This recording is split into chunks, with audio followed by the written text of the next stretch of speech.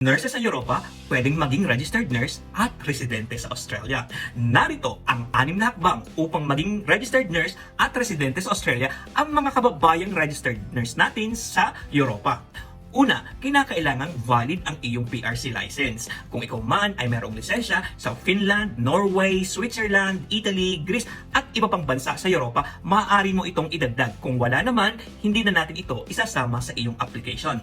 Ikalawa, kinakailangan ikaw ay walang medical condition sapagkat ito ay makakasagabal sa iyong aplikasyon. Isinasaad ng polisiya na one fails, all fail. Ang ibig sabihin, kung ikaw o isang membro ng iyong pamilya ay mayroong malubhang karamdaman, ito ay makakasagabal sa iyong aplikasyon.